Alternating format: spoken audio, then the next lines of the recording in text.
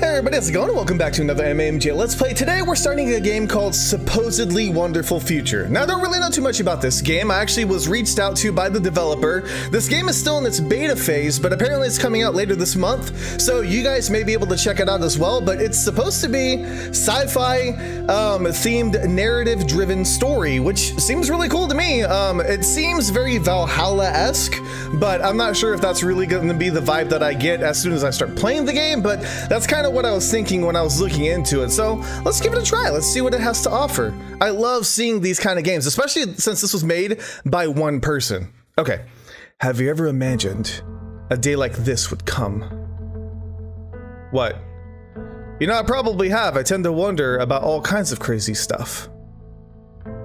Is that the only thing I can click on? I guess? The power of imagination, eh? Too bad I can't feel these things anymore. I'm just a sad and tired old man. A lonely failure at the top of the world. Is there anything I can do to make you reconsider? No. Let's finish this. Well, you have a gun, so I guess you're gonna finish your drink? Maybe? Is that what we're finishing? Probably not. Okay. Wednesday, July 18th, 2018. Not your favorite way to start a story. The exact date is rarely that important. It's just a convention, you know, an arbitrary system made up by humans to count the Earth's rotations. Still, they say you have to understand your place in time and space. Then again, they say a lot of pretentious things, and usually you can't even tell for sure who the heck they are supposed to be.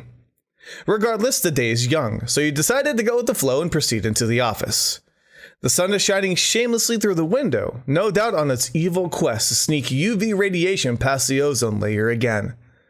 You take a look around, slowly acknowledging the environment that didn't even exist 6 months ago, but already feels comfortably familiar.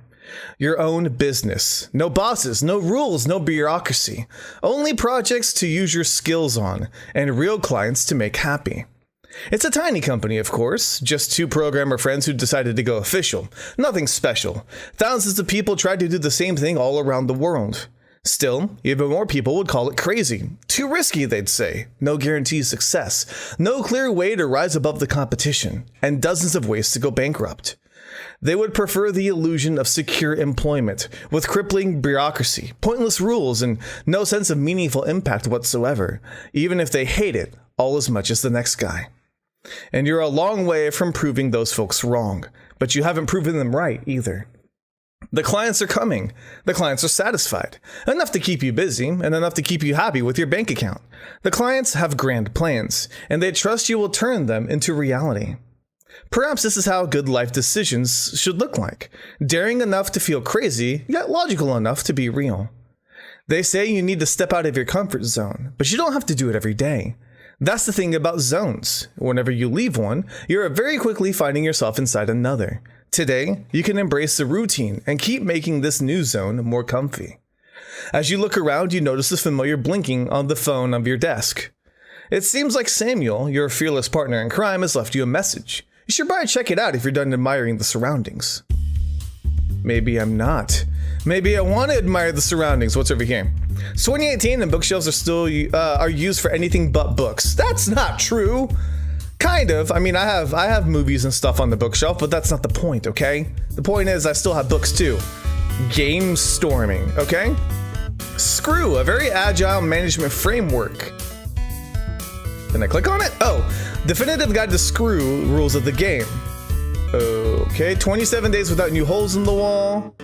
You're doing it wrong. Okay, fun, neat, interesting. So we're pretty well off then, if I do say so myself, right? Is that a dartboard? It sure is. Well, could have been worse. Yeah, you could have. Actually, that's not that bad. Ooh, bingo! That's supposed to be my lucky streak. Should I try? Ah, or maybe not. Or maybe it is. Or no, probably not. What's the point? When you're not good at it, it's like a random generated event. Oh, crap. Yeah. Okay, we're gonna stop. Well, we got another hole in the wall. I don't know if they meant by punching or darts, but we sure got one in there.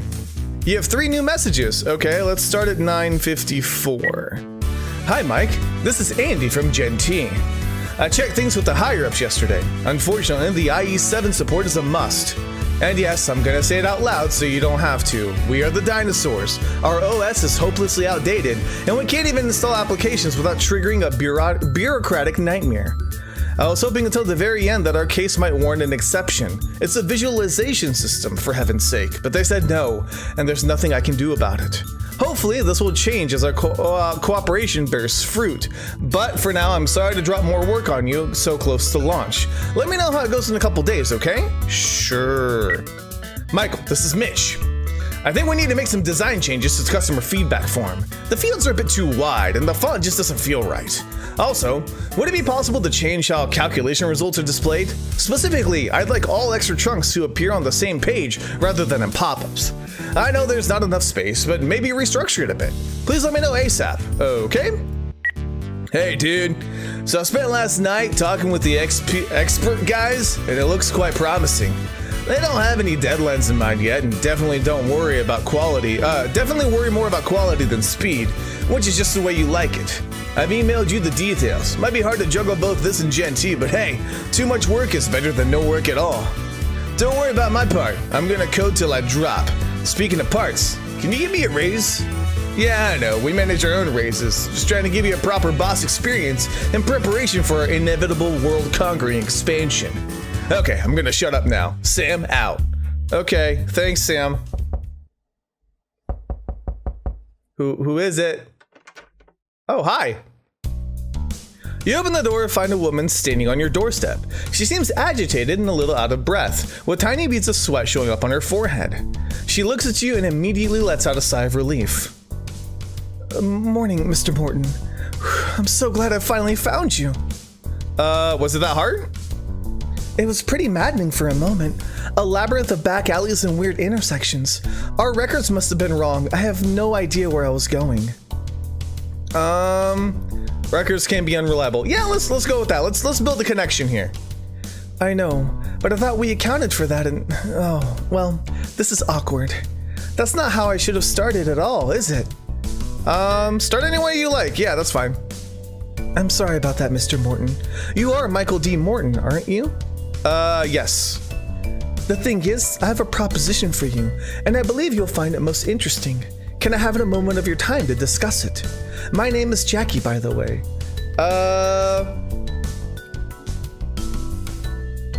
Can't have you sitting at a... let's see here. Sure thing, Jackie. Have a seat. Very well. Come on in. A brief moment, perhaps, but go on. Come on in. Sure. Have a seat. I'm not gonna push anybody away. I'm not that, mean or anything. The woman takes a place on your couch as offered. Overall, it looks like she's managed to regain her composure. Yeah, can I get you something to drink? No, that's quite all right. Thank you. I do apologize for the sudden visit. Simply showing up on your doorstep is not how proper business negotiations should start, but my circumstances are quite restricting. You don't have to worry about corporate etiquette here. We're a small company, we're flexible. Yeah, that's good. Thanks, that's very kind of you. Let's get right into it then. I'd like to offer you a job. We're packed with projects. I appreciate you coming to us, but unfortunately we're already at full capacity. Perhaps a couple of months down the road might suit you. I think that's better. Oh no, not a job for your company, Mr. Morton. A job for you, as a person. But I already have a job. That's the reason why I'm in this office to begin with. You do realize that I work for myself full time. Do you plan on convincing me to shut down my business? Because that's not happening no matter what you say. How about this? You do realize that we work for ourselves. Absolutely. But you can still do both. The job specifics make it a very special case. Besides, it's useful to have a fallback plan, even if the main plan is working flawlessly.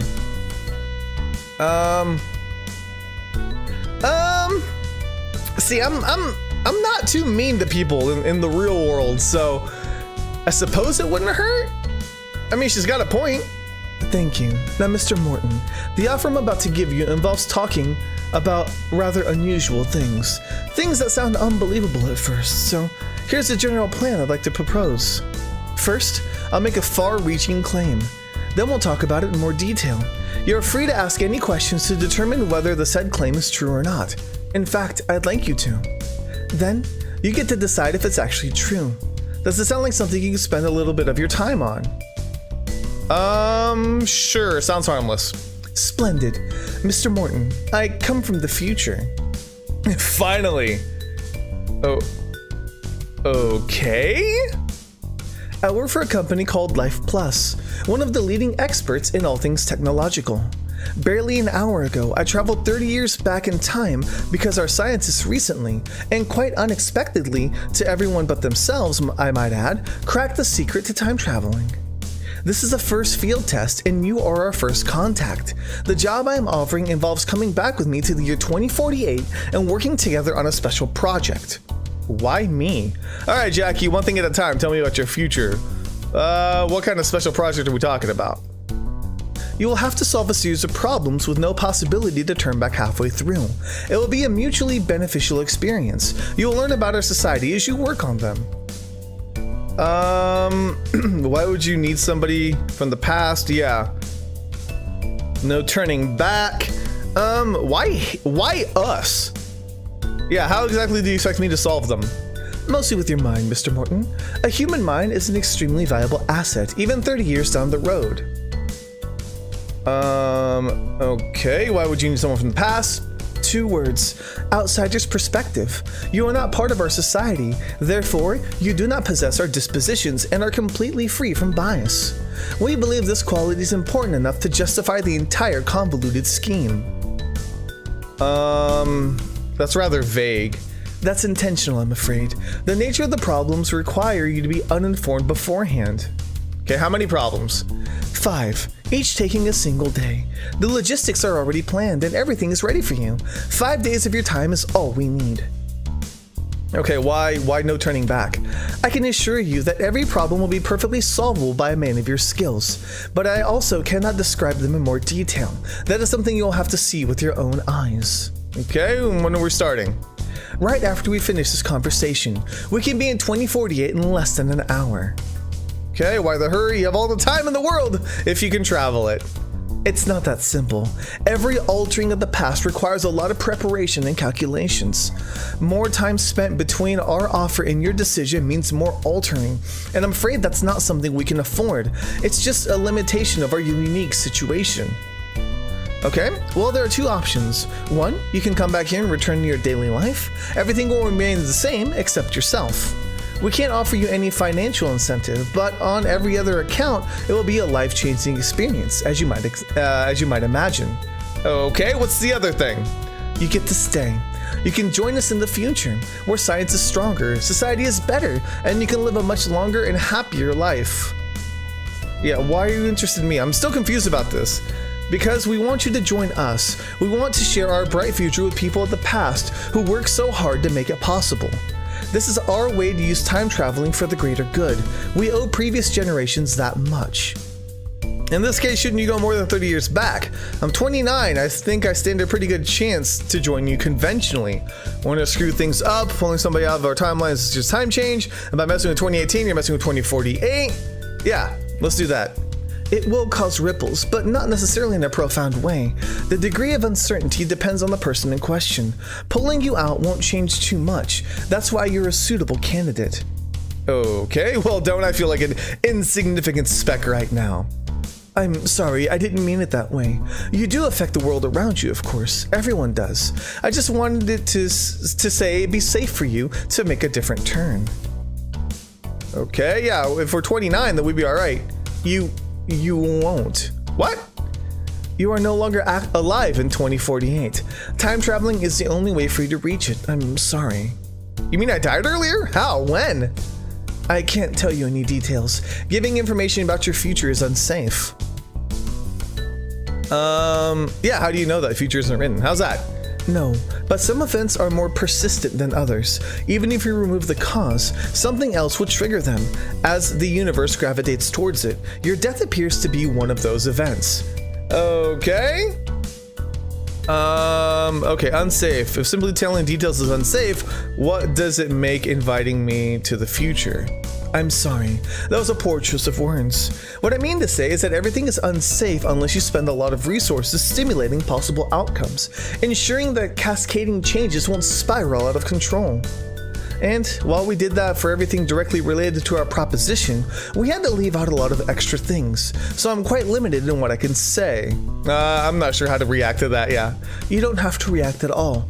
Just take it into consideration when giving your final answer. Okay, so I get the whole framework here. How can you even estimate such complex stuff that's supposed to be hopelessly unpredictable? Fair enough. We can. That's the whole point. An advanced computer can build a mathematical model of an incredibly complex situation and calculate all the probabilities. Proper risk management was one of the best perks of our time. Okay, why not somebody else? Oh, we will carry on to some other guy once your integration into society is over, and then to yet another guy. It's a long-term project. But it's also a very resource-demanding project, so we need to do it carefully and one person at a time. You're the first. So I'm officially the chosen one? How come I'm the first? Consider it winning a lottery, a highly unlikely but statistically possible event. So I'm the chosen one. You are the chosen one, to be precise. One of the group. Details? Certainly. Well, okay. Tell me about your future. It's pretty awesome. No nuclear apocalypse, no ecological disasters, no machine uprising, no catastrophes at all. Forget my skepticism, but you're clearly an interested party.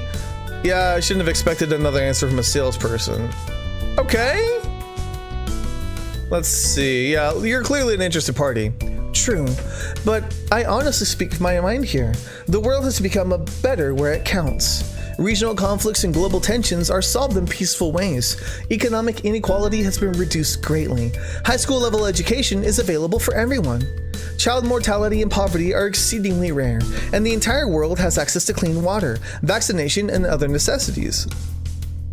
Do I look like a starving African child? That's really some achievement. Okay. But that's not everything though. Like, how did they reach that? Any flying cars yet? No, but we had some amazing technological breakthroughs as well. For example, there's a matter of us not aging anymore. Sorry? Well, there's this medical procedure called cells and tissue renewal process, or just the renewal, or however you want to call it. If you go through it, you stop aging for 10 years. After that, you can do it again, so it's possible to never get old. And if you don't get old, your risk of age-related illnesses is reduced accordingly. Is that a fancy way to say live forever? Are you telling me you're immortal? You can use the term if you like, yes. It's definitely the closest we've ever been to immortality. Okay, so it's getting really hard to believe you, yeah. I understand how it may sound, but it's true, and there's no need to go searching for examples. I myself am 61 years old. Though I suppose there's no way I can prove it to you right here and now. But that changes everything, yeah. It will eventually. At the moment, however, most of the consequences are yet to come.